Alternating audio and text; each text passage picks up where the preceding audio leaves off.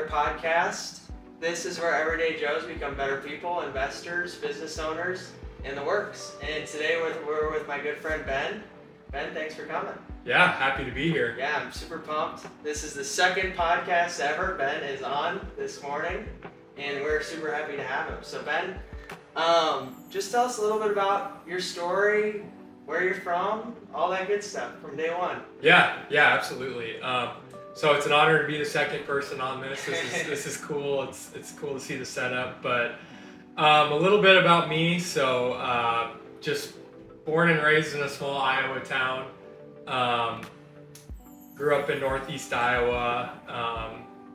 Not a farmer or farming family myself, but both parents grew up in farming families, and just going through things, ended up at Iowa State University here in Ames. Early on, actually went to school for mechanical engineering.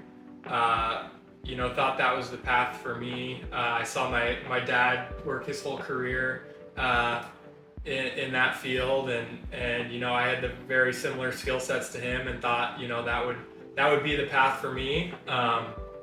And also, was involved in athletics a lot in high school, and ended up getting the opportunity to play football here at Iowa State as well. And so that was just an amazing opportunity, and really probably like the root of the work ethic within my business, and also like the entrepreneurship and just ability to maybe ask why, and go towards and aspire towards something that I'm looking to achieve. And so, being from a small town school in Iowa, not that I was the most skilled athlete in the world. If I was, I wouldn't be, sitting here doing that. Yeah, I'd still be doing that. But it really just taught me, like, hey, like, if you want that, you have to go work for it. And that doesn't just take the time in the gym, but also, in the film room or communicating with coaches, and so just kind of a unique, very formative thing for me. But yeah, so I came to Iowa State, was doing the engineering, was doing the football, and then kind of later on, I got into the MBA program here at Iowa State. And the reason for that is because, like I said, my family, both farming families, both sides, and we had farmland that were, cash renting out and doing that thing. And, my dad was just very good about just communicating, like, hey, we have these assets. They're so important and valuable, not only for like the legacy of our family, but for financial wealth and freedom. And so I started to think a lot about that, and got involved in the MBA program here at Iowa State, wanting to just improve my skill set and my ability to take that and build upon it, maintain it, but also like kind of for my own legacy. And so really just from there, that was my first view of real estate beyond what had come from family. And so almost all of my coursework there was commercial real estate focused, finance specialization, and really got me into the weeds of like analyzing real estate properties, understanding like micro and macroeconomics of properties, even some tactical like accounting and business operations type stuff. And it got my wheels turning, as someone who's like been wondering like why, and like how can I achieve these things that I want to achieve in my life. And so from there just went out and said, hey, I'd like to buy some real estate. I'd like to build a real estate portfolio. I've got these goals of, financial freedom and like legacy creation and things like that. And so that all started in 2022. I was still going to school actually, and just started looking for deals and properties, and bought a duplex, house hacked it, which obviously recommend to everyone. And then it's just grown from there. I'm sure we'll dive into the portfolio and everything within that, but that's a little bit about me and my story. Now I'm just in Des Moines. I own a property management company called Synergy Property Management that I started last year, and have been really blessed to see some growth there with that business, and live in Ankeny with my wife, and we're just enjoying a little bit of the real estate. We have a short-term rental now, and doing that. So awesome. Yeah, I see the merch. I'm kind of jealous. I'll get you a hat here soon. Yeah, that's nice. So when you were backing up to your football journey, I guess were you there when Purdy was there then? That was kind of like the same time? Yeah, so I came in 2017. That was Campbell's second year. Okay, yeah. And then I had the opportunity to be on the back end of like the Alan Lazard, Joel Lanning, David Montgomery. Some dogs. Dogs, yeah. Some really talented guys, and also just like some really hard workers too, that like they didn't see all of the success that like we see at Iowa State now. And they just like paved the way, which was really inspiring. And then also just seeing some guys come in, like Brock Purdy, he was a class below me. Charlie Kohler, Jake Hummel, those guys were in my class.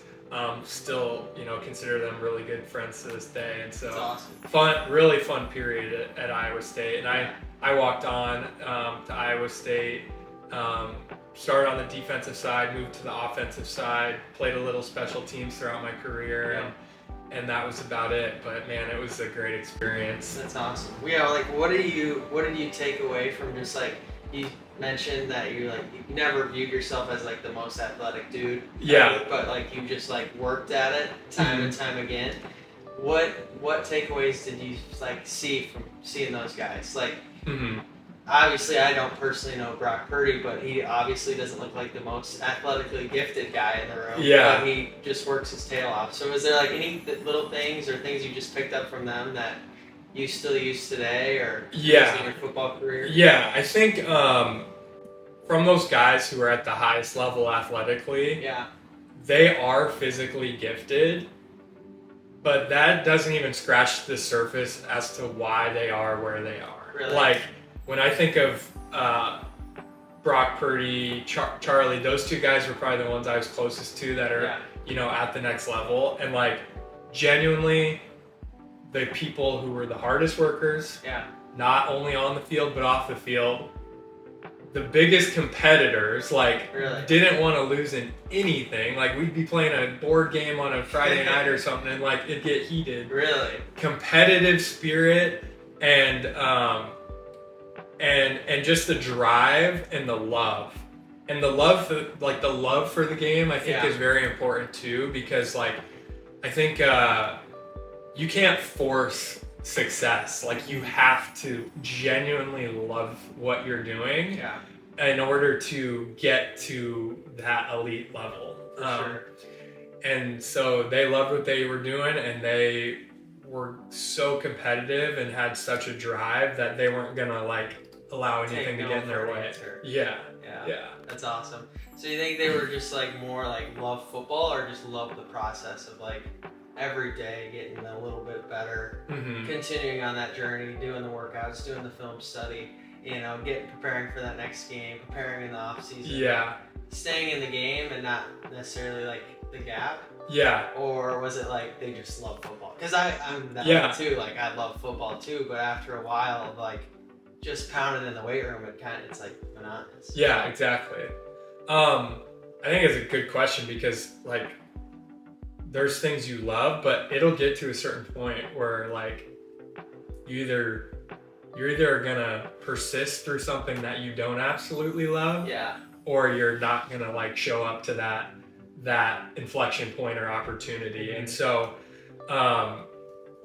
even football, a fun sport game, has those moments. Oh yeah, and 2 days in summer in August. Yeah, it's like football camp in August, you're in the hotel for 3 weeks, or you could be, having the college experience, or you could be in the film room during the season. Like, so those things come down to a choice, and a commitment, like you said, to the process. And that's what I think is so cool about like what makes sports valuable, and even like so formative for me, and like in everything that I've been able to face in my life, is like, while sports is this one thing, underneath it is this like process and this push to make you decide, are you going to be the one that shows up and does the work or not? And you start to realize that those things do transfer, like sure.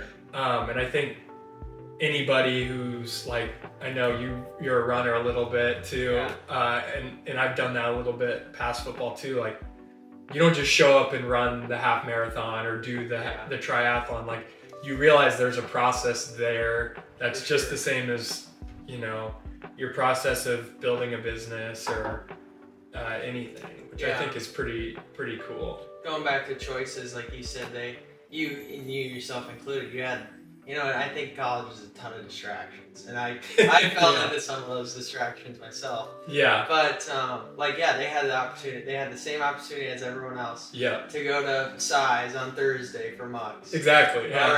Or after a game, they're Saturday night doing XYZ, which they probably it's always good to enjoy yourself now and again. Not saying that that's not a part of life, but same thing in business. Like, it's not saying that you can't have a good time, but if you're going out and getting absolutely wasted on a Friday and Saturday night, you're not 19 years old anymore. Like, it takes a couple days to bounce back, and like, it's competitive out there like everything else. Yeah. So it's like, those little choices do have a compounding effect over time. Oh yeah, absolutely. And like, college is meant to be a fun time for everyone, but like, they also like, you have to find ways to enjoy yourself, unwind, reset in a way that's not going to tear you down for when it's time to get back to it, For sure. And like, that probably doesn't get talked enough about, like, just within general business or life, but like, if you don't have a good way to unwind, reset, have fun, get your mind off of whatever you're doing in a way that's not destructive, like, that's really, it's just making it harder on yourself, and anyone who's had a overly fun weekend probably feels that, so. Yeah, 100%. It takes 2 or 3 days now anymore. Yeah, or more. It's funny, but so it's that was just, so it's fun. I look back on it, and like, there's like times where you wish you did things different and whatnot, just like anyone does in any experience, but also so formative and created a lot of cool relationships, and has me excited to show up here tomorrow for the first home game and see it all and everything. So yeah, it's pretty exciting. Good time of year to be talking about football. I know, right? Ireland, I really wish I could have went to the Ireland game. That looked badass. I know. Just bad time of year, but I know. Yeah, that was awesome. Hopefully they do it again some other time. I know, really. I mean, really cool experience. I wish we could have gone to, and it just like such a K-State, Iowa State football game. Oh yeah, for sure. It just, it's so funny how you go across the pond, it's the same thing, but yeah, really cool. Sweet. Well, shifting gears a little bit, let's talk a little real estate, a little business. Yeah. Dive deep in that. So, I know you started your Synergy Property Management Company 3-4 years ago now. Well, I started managing my own portfolio when we started buying in 22. Yeah. It went third party last April. So cool. Here in a few months now. Sweet. Yeah. What do you think?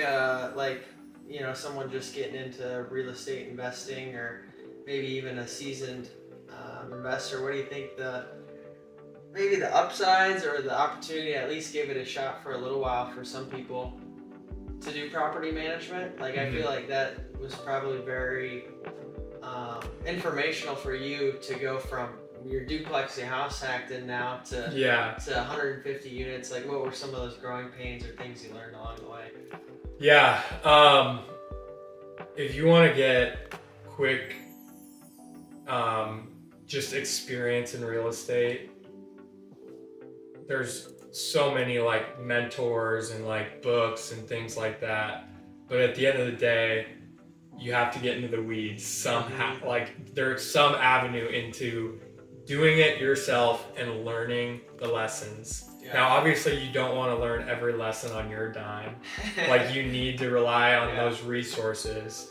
But the best way to internalize them is just going out and doing it. And so like, while I've only owned our portfolio for now close to 3.5 years, I like to say that it felt like double or triple that, just because. A lot of war stories. Yeah, like there's just a lot of things that I go back to and reflect on now when a new situation comes up, or like a period where I can draw from previous experiences. And so I think that is really beneficial, just to have that ability to do that. And so that's probably one of the bigger things in real estate, is like just that mantra of, don't wait to buy real estate, but buy real estate and wait.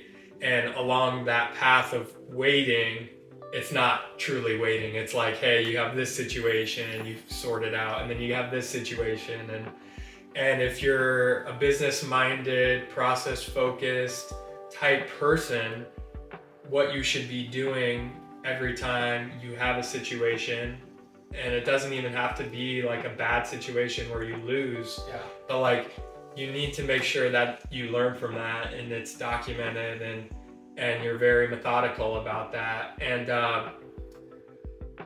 when I got into this, I like treated it like a business from day one. Like some people buy real estate and it's an investment, and then some people think about it like I did, where they're like, I'm buying real estate, but I'm hoping to build a business around it. And that's really what takes you from, your first duplex house hack to, we have, 43 doors we own ourselves, and then I'm managing like 160. Is like, even when I started, it wasn't like just this duplex that I was like, oh, whatever happens, happens. It was like, no, I like read the books and like came up with my processes, and then when something didn't work, we iterated on that. And so that was, just really valuable. And then obviously now recently, like, I started this third-party management thing last April, and we had some, good growth like this, and then it just shot up here, recently. Is like, okay, now not only are you testing your mindset and your operations and your processes, but you start putting human resources behind it. You start putting, does this operate at scale? And I think those are the tougher ones. Like, you could go buy any $20 book off of the shelf, and it would tell you exactly like the 8 core property management processes and like how to buy a piece of real estate. But those are the things that are like, okay, how do we do this? And how am I going to do it? And how am I going to do it in a way that's better than someone else? Because real estate really isn't about creating a new product. Like, you're trying to do something better than someone else. Quicker, faster, and more of it. Exactly. And so, especially in property management, like all property managers essentially the same. Exactly. When you come down to like the basics of it, it's like getting someone in there to lease it. Repairs. And then that's collecting rents, maybe. Like, that's pretty much the 3 big anchors of it. And it's not like it's really changing ever. No. Like, there's little things like Zillow's new, over the last 20 years. Or, there's still yard signs or whatever, but it's like, if you can do it quicker, faster, and better than anyone else, like you're going to shoot to the top. Exactly. And that's worth probably about anything. Exactly. Exactly. And so, like, you have to find the way to do that. And, my business is far from perfect, as most people's aren't. And so we're constantly like doing that even today, iterating and growing on it. But I mean, that's really, really all there is to it. And it's like, as you grow, like, you have to look at something and say, okay, first off, can we automate this? Can we put some technology behind it? Can we put someone in the seat to execute that? And how can we ensure that they do that at, like we talk about 80% as good as you as the owner, or and maybe allow that to scale up and that sort of thing. And so so that's been my experience with it, and it's been good so far. How do you think, because like obviously you've been in the weeds since day one, and like a lot of people, it's not like you just had unlimited funds to get started. Like if you just have a ton of cash you're sitting on, like investing can be pretty simple, because you just you don't really care about the P&L, you don't care about the cash flow as much, you're just sitting on appreciation and the tax reductions, like if you have a bunch of money. But for me and you and 95% of the rest of the individuals in the world, like those are things that really matter. How do you think that's helped you, being really in the weeds from day one, from going to that first duplex now to scaling up to those 44 doors, and then the management company the way it is now, being able just to be confident in that service, or maybe little tidbits the average Joe can pick up? Yeah, so just kind of pointing back to my experience a little bit. So I had the engineering, which is really just an ability to help me with problem solving and like operations focus, process focus, and then the MBA really financially focused. And so I learned a ton about like putting a P&L out there, putting a budget out there, maintaining those things, underwriting properties. And so it really does, first off, for someone even looking to get into real estate, like you need to have a way to analyze your investment, because it's an investment, and like it's almost a buzzword, real estate, like investing in real estate. Not everyone makes money in it. Exactly. It's like to be a fair open market, there's got to be people who lose money. Exactly. There has to be losers.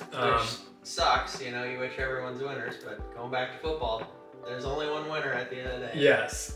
There's winners and there's losers, and if you're getting into this and you don't have a way of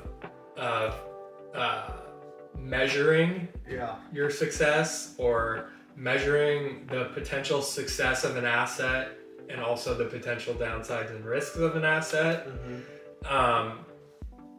you need to probably think about those things and figure them out. And then also, like a very early investor thing, like creating your vendor list, or who do you call, like those things need to be figured out early on, or else, not only can there be bad situations, but then it's like, how do you take on those situations? And so, because I think Murphy's Law states anything that could go wrong will go wrong. Yes. And that's especially true in this business. Yeah, exactly. And it's like, if you could probably sit down for 30 minutes in a piece of paper and say, okay, I own this house, what could go wrong? Yeah. And it's like, okay, you start to think about your physical parts of the property. These are things you think about as a property manager, is like, okay, who am I going to call if that happens? Oh, for sure. Who am I going to call if there's a leak? Who am I going to call if a breaker gets flipped? Who am I going to call if it hails? Like, it's all going to happen. It's all going to happen at some point. Yeah. And you need to protect yourself and do that. And so just starting there, just like the main question really just like measuring or like going through it. That's very simple. And then if you can get to the point where you understand the numbers, and like I said, real estate's, it doesn't have to be complicated. Most of the time it's the back of the the deals you actually do make sense on the back of the napkin, and you're like, boom. At least to get you to the point where you're like doing the due diligence, going through it. Then you need to like get in the weeds, but analyzing the financial aspect of it is so important too.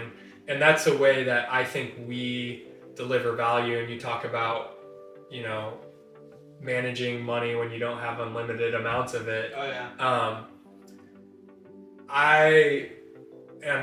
I'm a numbers guy, but like I could still probably tell you like what our maintenance and CapEx budget is right now. for each property. Yeah. Right? And like, that should be one that just rings in your mind if you're operating real estate. Like, okay, and it doesn't have to be complex. Most of the time for me, it's like 10%. Okay, what's 10% of my gross revenue?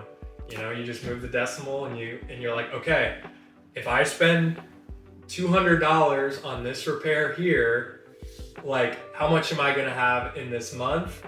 And then like, can I push and pull on other months to stay within budget while also maintaining the property? And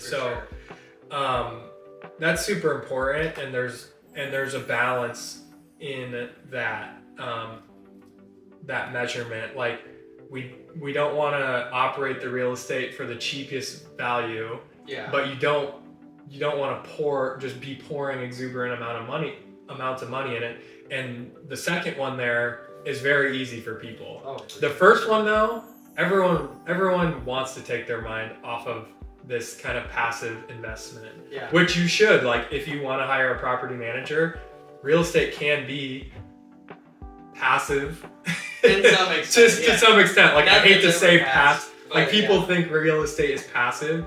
If more you're passive than other things. Yeah, more passive than other things.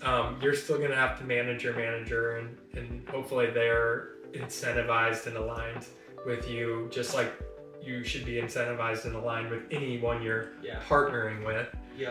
Because that's essentially what it is. But you just have to be able to navigate that. And the thing I say is, like, there's a budget, and it's as bad to go under budget in some cases as it is to go over on that aspect of There's things. a difference between it being cheap and frugal. Yeah, exactly. And that was something I had to kind of wrap my head around too, because it's like, sometimes you're just looking for the cheapest guy on the block. You know, I feel like a lot of investors, and you probably deal with a lot more than I do. It's just like, who's the cheapest guy I can find? You know, because like, you're not talking, you know, say single family house rents for $1,500. You have one guy go out there pretty easily, you know, you're talking $100 service call and then his hourly rate, whatever. And so everyone's looking for that cheapest guy it is, but what, you're not looking at the other side of that. You know, like, what if it takes him 2 weeks to get out there? Okay, what's that gonna do for damage to your property now? Or the convenience, like, is it convenient enough? Like, I just had a vendor of mine, I won't say any names, but just to kind of reiterate to your point, it was a pain in the butt just to get him to do anything. And it was like multiple follow-ups, and it was like, he was pretty damn cheap. Like, but it was being a drag on not just me, but my team. And so, like, my guy Brian that does acquisitions, he had to call him 3 or 4 times just to make sure this simple task was done. It was a reoccurring task that he had to do. And I was just like, we've had enough of this. Go get someone new. Even though he's charging us now a time and a half before what it costs, Brian hasn't had to call the guy once. You know, and like, that's an added time too, that now he can take off his plate just by having good vendors. Oh yeah. You And know? you've experienced that in the flipping business, because I know you had an inflection point where, like, you were operating the flips, like managing those, and then you took them to where you are now, where it's like a business in the truest sense of a business, in the sense that it runs itself. So I'd love to hear your thoughts on, like, the aspect of vendors and how they plug into that. But that's been a huge thing that we've learned as we went from, like, our own portfolio, you know, 20, 30, 40 units. Like, you could probably be like the sole person, like, running the show, coordinating the maintenance, running the projects, but you scale that up and suddenly it's like unimaginable amounts of work, unless it's not just someone's that, dedicated. it's 100 of everything else, 100 taxes you have to pay, 100 utilities you have to do, like, literally everything. Just, it doesn't seem bad, 1 or 2, but you do 100 of them, it's like, holy cow, I can't be doing this all the time. I want to look for more properties. Like, that's your highest, like, time per se value. But for me, your question was just like getting out of that day to day. Essentially, like, getting out of the day to day, and then just like finding, like, just the importance of finding people that you don't have to micromanage, I guess, more than anything, and like how that has helped you scale your business. I've heard it's like definitely you talked about like the beginning, like the skills you had to acquire to underwrite properties Mm-hmm. and doing that all over. And it feels like this last year I've had to just learn a bunch of skills, and it's people skills, and it's not even like managing people per se, because I don't really like that word because it like sounds like, but empowering them, I would say, is a better way to put it. Yeah. Because a true employee partnership, like you have a partnership with them, and it's kind of like you're getting married to them. Yeah. In some part, like, okay, we have these duties, I have these duties, and you have these duties, and I would say like a good leader not only tells someone what to do, but demonstrates it too. Mm-hmm. And then once you've demonstrated it, you let them just fuck up. Yeah. Like, there's a good book that my business coach told me about. It's called 1 Minute Manager. Okay. And then there's the next one, 1 Minute Manager Meets the Monkey. Okay. Which is about as stupid and simple as I need. Yeah. But he talks about, this stuck with me, like the 4 stages of leadership, or like managing a team. Mm-hmm. The first one is like, say you came to me, or I don't know what would be a good example. Say there's a 6-year-old that comes to you and asks you how to ride a bike. Mm-hmm. You're going to tell them everything about the bike to start. That's stage 1. You're going to tell them about the brakes. You're going to show them the handles. You're going to show them the tires. Mm-hmm. And that's the same thing when showing an employee a new task. And then the second one is you're going to demonstrate how to do it. So you're going to show them how to pedal and how to steer. Yeah. And then the third stage, which is the hardest for me because it requires the most trust from you, is just like letting them ride the bike and then see the kid skin his knee. Yeah. You know, it's that simple, but it's so hard because like you're talking about your own money, your own resources, your own business that you did from scratch. Yeah. And you're like, oh, I don't want this to get messed up. Yeah. Oh, I could just jump in right now and fix the problem for them, which I'm still learning. Like, like even higher level decisions that are more money. Like I had a rule with my employees now, anything under $250, I don't want to know about. You just make the best decision you can. And then if you have questions, bring it up in our next meeting and we'll review the options together. Yeah. But something that I'm working on is that kind of stage 3, and then stage 4 to that process is they're just on autopilot. Yeah. Like they're doing it themselves. They're thinking of new ways we can make riding the bike easier or better. Yeah. But that stage 3 to 4 for the manager, I think, is the hardest, especially when you own the company and you're in it. Because like you get up to the higher level decisions, you're thinking about, okay, this decision could be $500, $1,000, $2,000 on your business, and you're like, oh, I could just jump in and save the day. Yeah. Or like when someone comes to you with a problem, that's still time on your day. Like they say, shit flows uphill. And that's true with a business. Like, so say, you know, you have 10 people in your business and they're all teared up. It's going to continue to flow uphill until someone can correct it. Yeah. Or you empower the person below you to figure it out next time. Exactly. And so that's the biggest thing for me, is just allowing them to fuck up and trusting in them. And then when they come to me as a crutch, I say, give me 2 or 3 solutions that you've thought of already. So it works that critical thinking skill. Yeah. And then we work through those together. Yeah. Because at least they put in the time and the effort to think through possible solutions. Yeah. Instead of just saying, hey Ben, I have this plumber that says it's a leaky toilet. What should I do? Should I have him fix out the toilet or just replace the valve inside? And you're like, I don't want to talk about this every day. Like, you're trying to onboard new managers or owners or whatever. And that's been the hardest thing for me that I'm still learning. Oh yeah. It's a constant battle, and I think it's a human to human thing. And so, and like the thing is too, because I struggle with it too, is like it's scary to like get into that conversation, but also the act of doing it, I'm sure from your experience as well, is like every time you have it, you're building trust.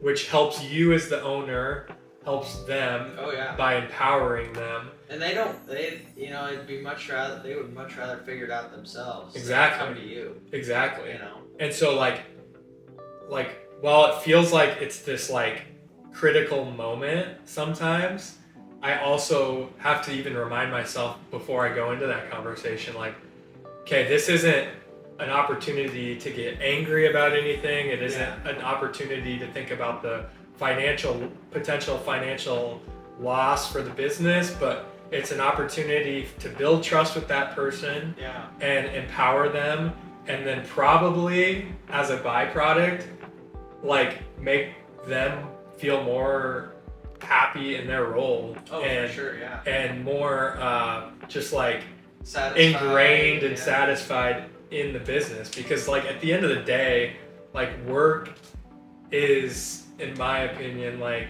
something that is necessary and enriching in your life. Like we're called to work, like as a Christian, like as a Christian, like you're called to work from your maker. And so like that is just something that I think is ingrained in people, and they want to do it, and and everyone wants to do it well. Like and once you can create that alignment and that trust, it's just like it's a win-win, really. And that's super exciting. And like we even talked about it on the vendor side. Like nobody wants it to be this taxing process where you go back and forth and you're micromanaging.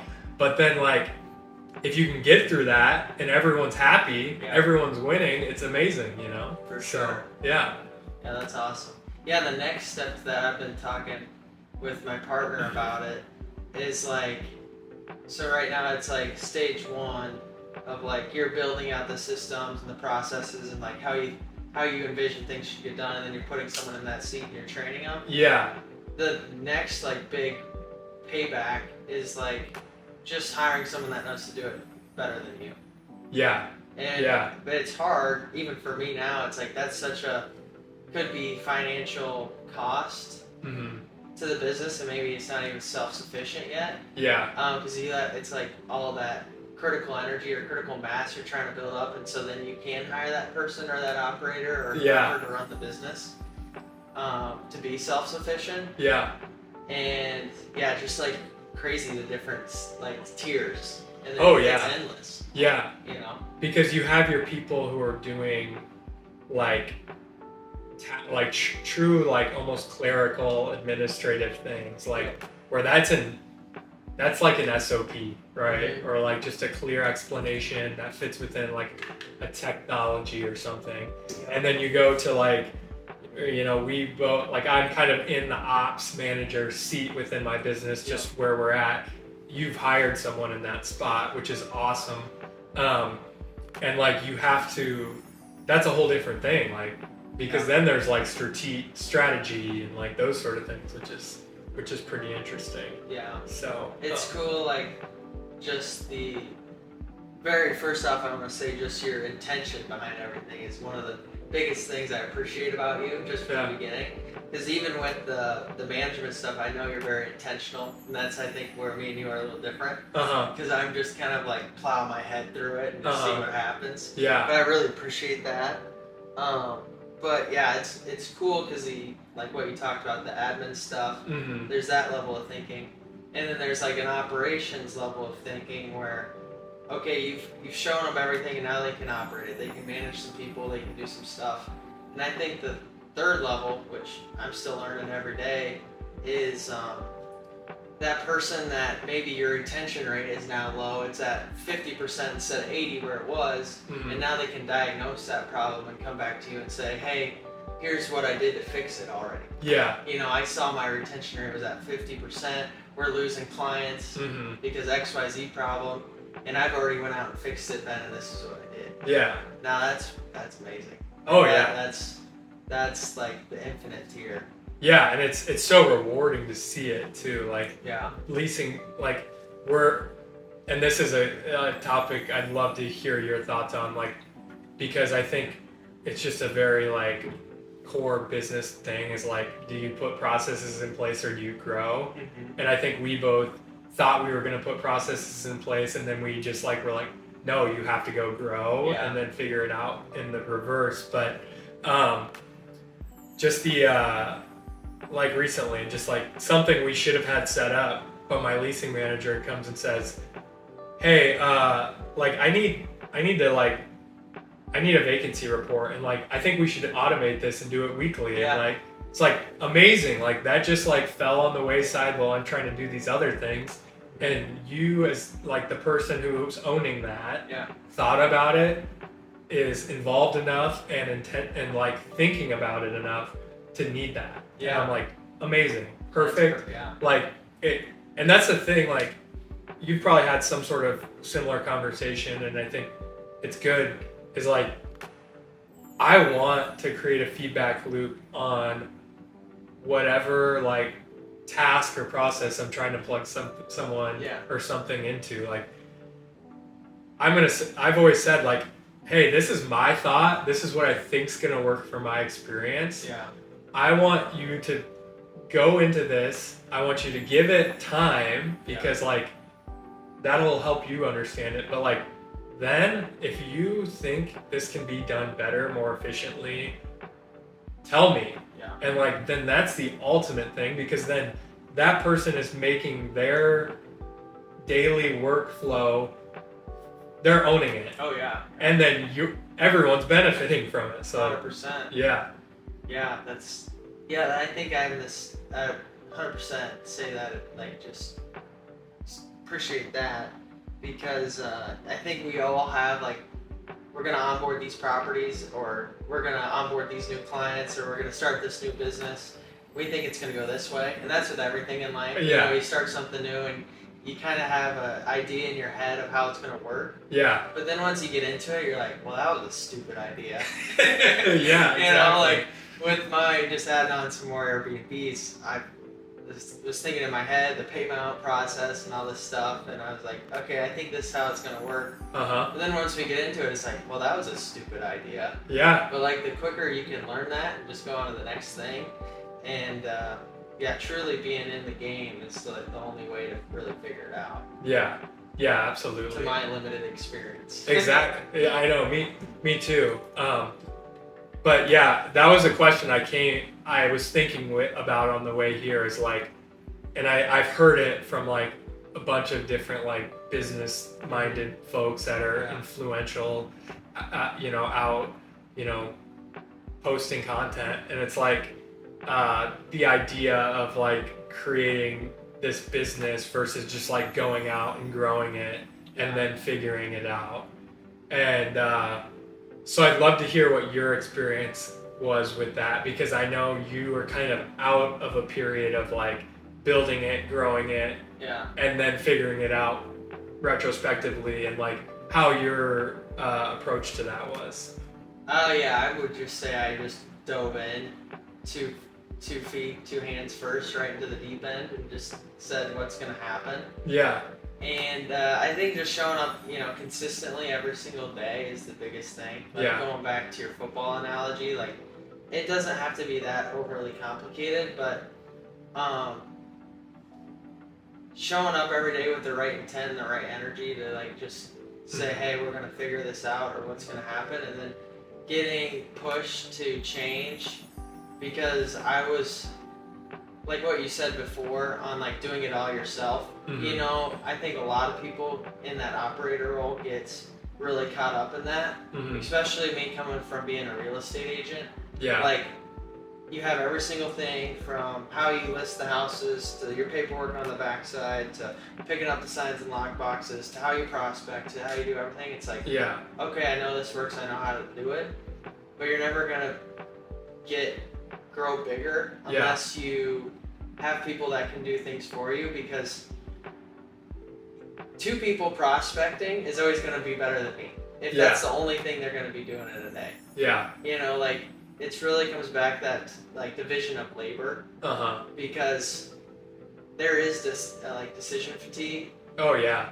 And like the other day I had 2 or 3 hours of just like meeting with different employees and going over processes, and it was like, man, that was taxing, because it was just like thinking. Yeah. And like it just goes back to all those different things. Like before, I'd be taxed just by calling a bunch of clients or going on a bunch of showings and doing all the little monotonous stuff.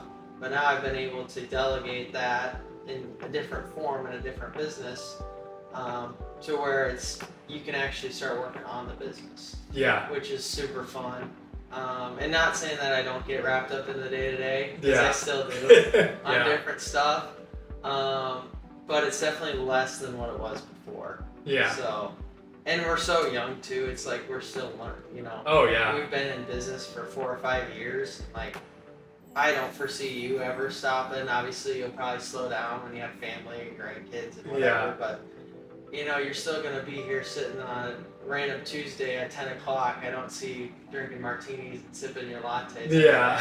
So it's so fun that we're both so intentional and so forward thinking at this age, because it doesn't always happen like that. Yeah, absolutely. It's really cool, and I heard you say working on the business versus in the business, and like, I think at the end of the day, we're using the word business, but it could almost be interchangeable in our minds with game. Oh yeah. Like, and that's why we could be sitting here in 50 years and be like, still doing it, because and game almost makes it sound too like informal or not like diligent and caring for like what I'm trying to do. Yeah. But I genuinely think of like this thing that I'm building is like a game. Oh, for sure. And I either play in the game. Yeah. I either go post the notice and collect the rent and do it, or I make this game that is hopefully exciting and appealing for someone to do it alongside me, with me, I don't like to say for me, but you know, like, and that's the thing that's so exciting about like entrepreneurship and like on the business, is the ability to do that. So. Well, already with your attitude and your energy, you're already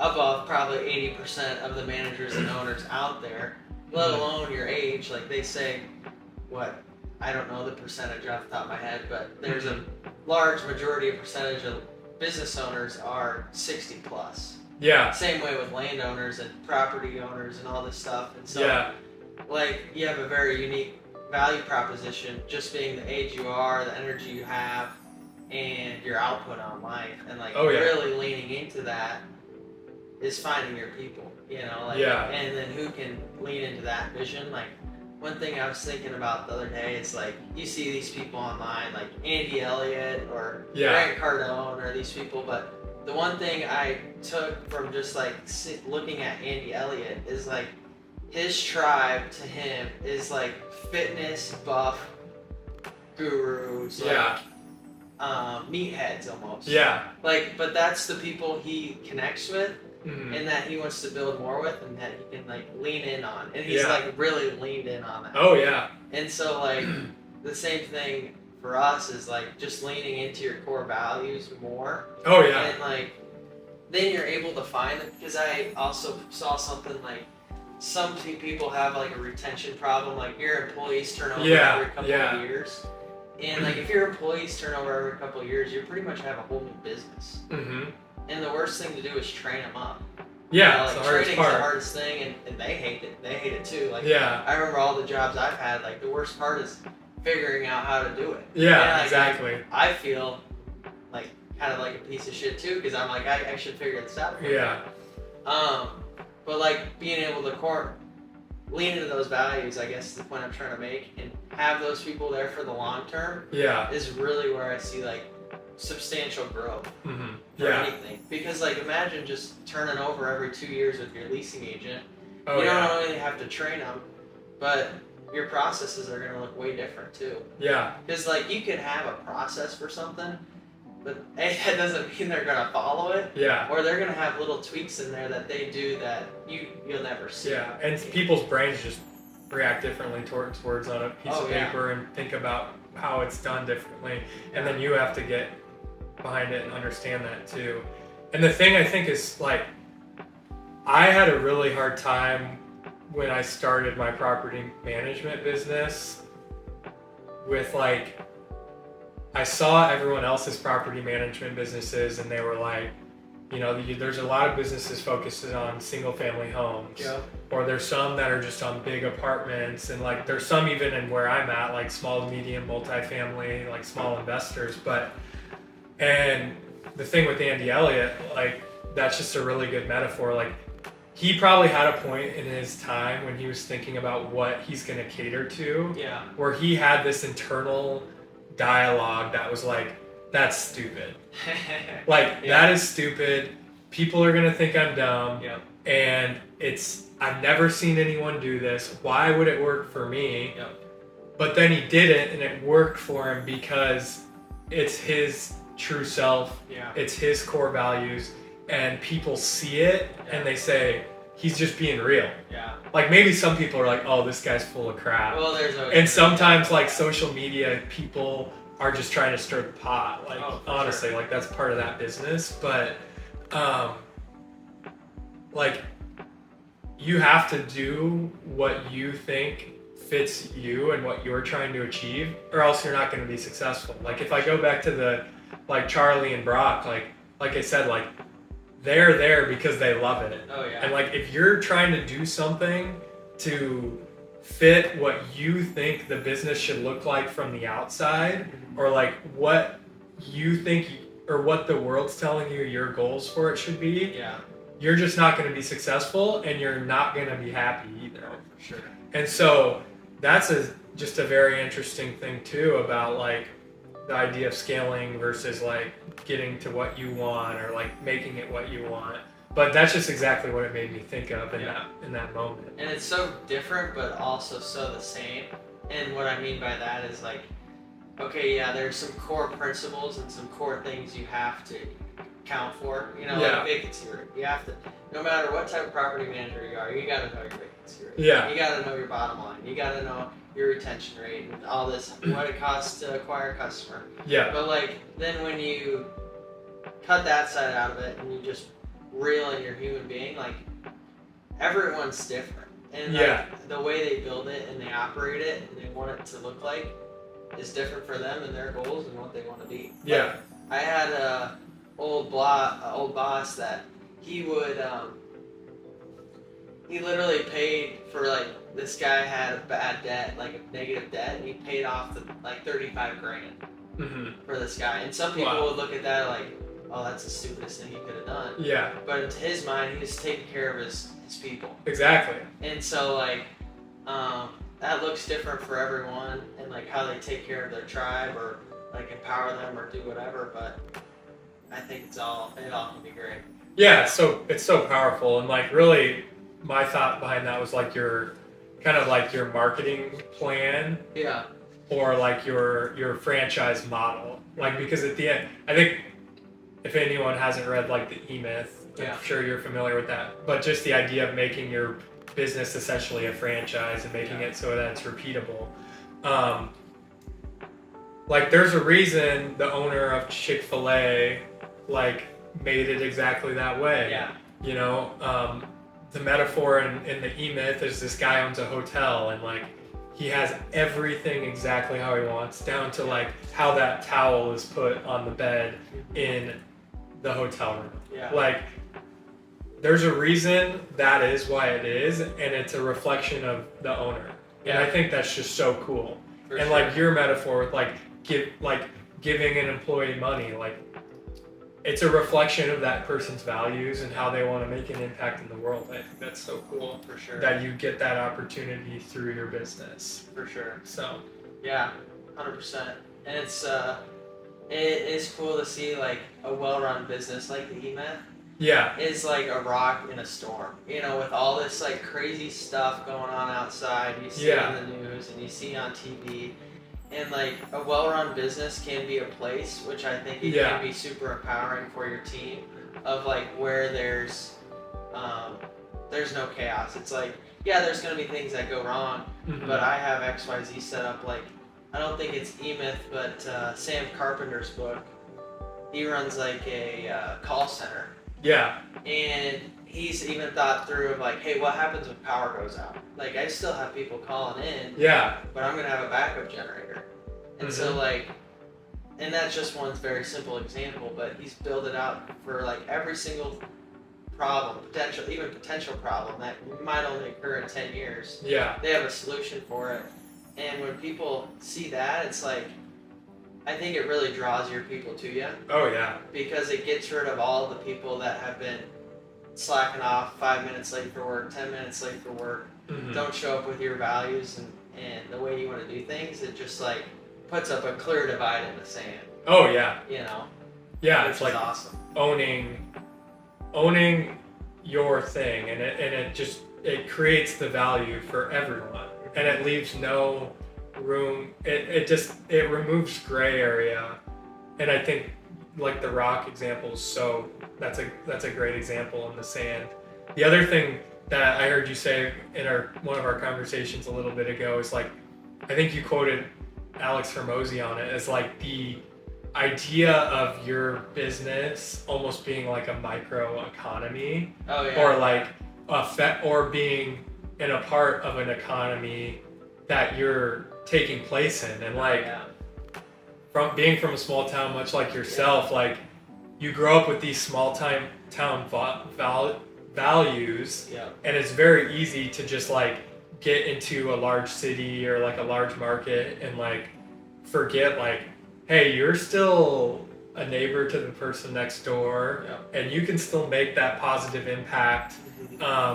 You know, to that, in my world, it's the tenant that lives 10 minutes away from me and lives in the same town and is experiencing the same things. And like, I just think that's really cool how it's like, it's community, it's economy is another way to think about it too. I just, that's where there's just like impact to think about there. It's yeah, cool. because like your impact isn't just like, obviously you keep your family is obviously one way, like you have a financial impact on you and your wife, but then just think of all of the money you collect for these people that aren't only like good housing for these individuals, like you take care of 160 families. Yeah, exactly. Which is kind of crazy. Yeah. Like 160 people depend on you for housing. Yeah. Which some people might say, oh, he's, capitalist, he's terrible, blah, blah, blah. But if you wouldn't have those things, then you go live in Cuba and see how that works out for you. Yeah. Exactly. But I think it's super cool because you just don't also have an impact on them. You have an impact on your team, which, each item in your like P&L is like, if it's not income, it's a loss to you, and you have to be profitable to stay in business. But then, that $20K you paid your plumber, he's using that to reinvest into his economy, into his employees, and he's taking a slice of that to bring home and have a family here that, is a good thing for the economy too and the community. And it's just cool because you are, stirring the pot in such a cool way. And it's like, your values are there where it's like, what could be better? Yeah, and I think it's just something that helps me like deal with like you're impacting X people's lives, or like when you're transacting on a house, like you are producing a win-win situation for you and that person you're buying that house for, or like who you sell it to. Like as long as you have your best intentions in mind and like you genuinely think you're pushing your business to a place where it's creating more value than the alternative, like that's where I kind of get the peace of mind that I'm not just like doing this to be capitalistic and just like push, scale at the expense of the people who are like within that economy. Then you're probably going to produce something better than most people, because most people kind of think that way. And it's a sad thing to think about. Well, and in a capitalistic society, it's the only reason why we have these nice cameras, and we have iPhone. Everyone has an iPhone now. And all the thing, and it's like a lot of people talk about the 1%.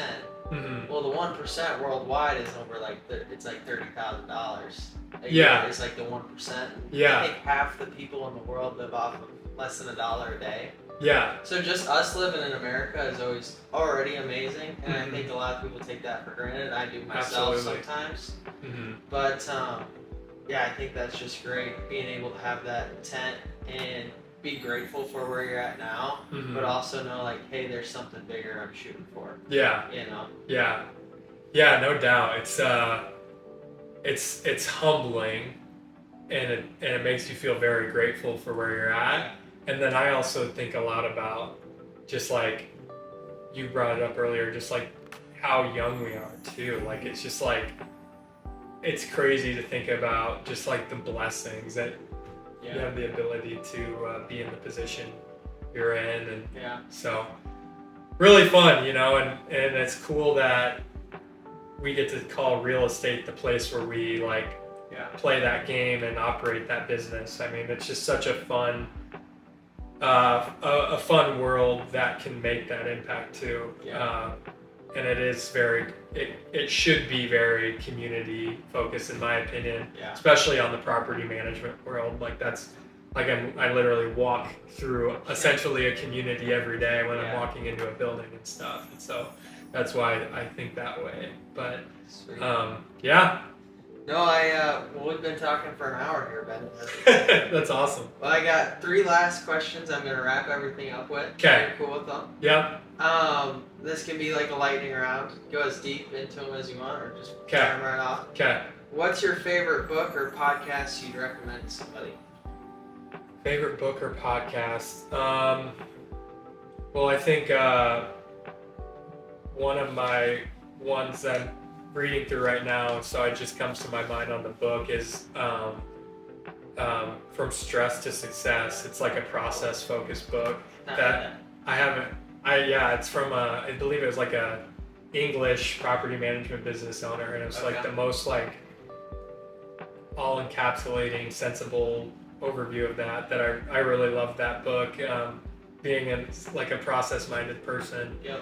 Podcast, man, I've fallen off on the podcast side of things, but honestly, like I really benefit from the smaller podcasts like this here, or like we were talking about Neil Timmons in Des Moines. Like, what a better way to get like essentially your news. Like it's your world that you're listening to directly and learning about. So your people, your market. I just think that's so powerful. And then, you know, if you're getting started, like you got to be in the bigger pockets and all of those, of course, in the real estate world. So for sure. Yeah. Good answers.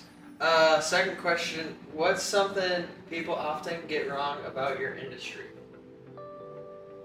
Ooh, property manager has a lot of stigmas about the industry. I think the ones, well, first off, I can say for myself, like I'm not the slumlord. I'm not like I said, like, you know, when it comes to budget, when it comes to, you know, being a part of a community, like those things, like, that can get thrown around. Like, I think most of the time, generally, people have their best intentions in mind in property management. Yeah. It is a hard business with a lot of things to oversee, and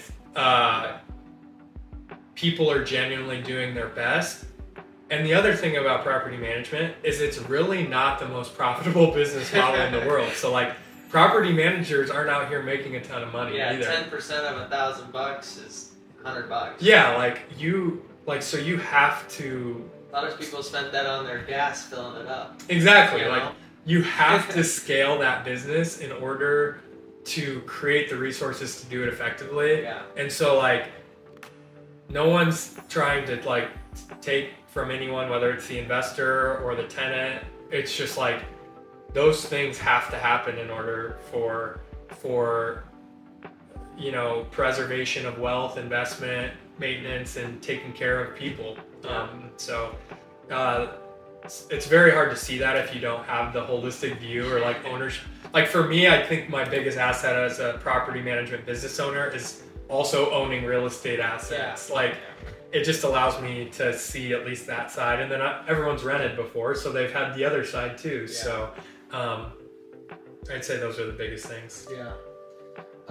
Last question here. What's one underrated skill that you think's helped you win? I think there's like 2 or 3 very basic things that, I've been able to do, you've been able to do, anyone who's successful early on. It's like communicate effectively. Yeah. Show up every day, whatever your process is. And then just, be persistent and follow up on things. Like if you communicate quickly, if you show up every single day, and if you are following up on things, you're probably going to get towards your goals. Oh, yeah. And underneath that requires like organization skills and the ability to like map things out and see a vision. But like if you're doing those 3 things, you're probably going to be able to execute on what your goal is. For sure. So I think those are very important intangibles. Yeah. Sweet. Well, yeah, thanks for coming up here today, man. I appreciate it. I know it wasn't a short drive for you, so we'll have to do it again. Yeah. Here soon. And yeah, looking forward to this football season. Oh yeah. Yeah, it's going to be a fun one tomorrow. Thanks for having me on. This is awesome. It's really cool. I'm glad you're doing this. So I can't wait to listen to other guests as well. So. For sure. Yeah. Sweet. Well, thanks for coming, Ben. Yep. Thank you.